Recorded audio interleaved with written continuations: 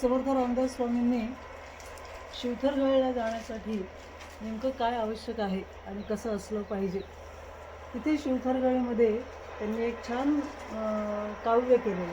ज्यावेळेस ते जवळजवळ 6 ते 7 वर्ष शिवथरगळीमध्ये राहिलेत, कारण तिथे दासबोधाची रचना झाली. ते शेवटचं सांगते की विश्रांती वाटते तेथे जावया पुण्य पाहिजे.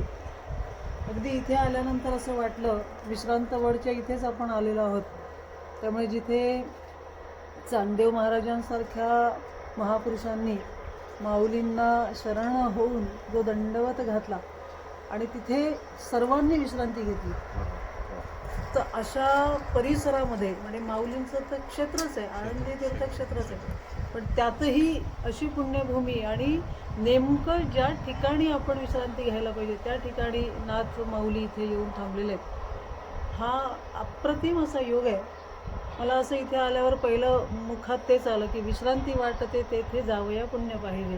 तर मला वाटतं इथे यायला पुण्य लागेल. पुण्य असेल तर तो इथपर्यंत येऊन पोहोचेल. तर खूपच विश्रांती वाटली.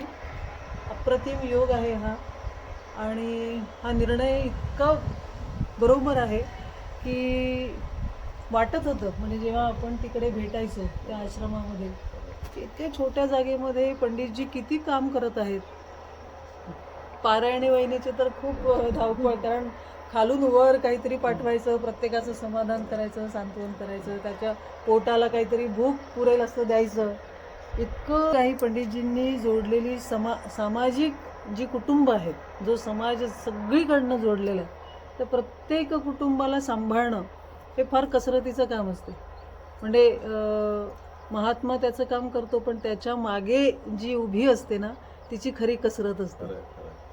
तर तिचं पारायणी वहिनींचं कौतुक शब्दात नाही करता येणार. मोठ्याच आहेत त्या. जसं पंडितजींचं काम मोठं आहे, त्याच्याही पेक्षा त्यांचं काम मोठं आहे, कारण त्यांच्या मागे समर्थपणे उभ्या असलेल्या पारायणी वहिनी आहेत. नाथांचं कार्य खूप मोठं आहे, पण गिरिजा आई जेव्हा आपल्याला कळतील तेव्हा नाथ कळायला सोपे जातं. तेव्हा यांचं काम करणं, त्यांच्या धर्मचारिणी जे आहेत त्यांना खरं कसरतीचं काम असतं. पण फार सुंदर. त्या ठिकाणून इथे जेव्हा प्रस्थान झालं तेव्हा आनंद वाटला. एकांत आहे, अगदी पुण्यभूमी आहे, क्षेत्र आहे, माऊलींचा अखंड वास आहे. आणि असे महापुरुष इथे वावरत असताना नाथांचं तर काय वावर जिकडे तिकडे आहे.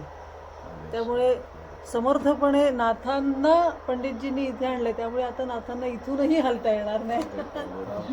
आणि खूपच आनंद वाटला. फार छान. हा योगच दुर्मिळ होता.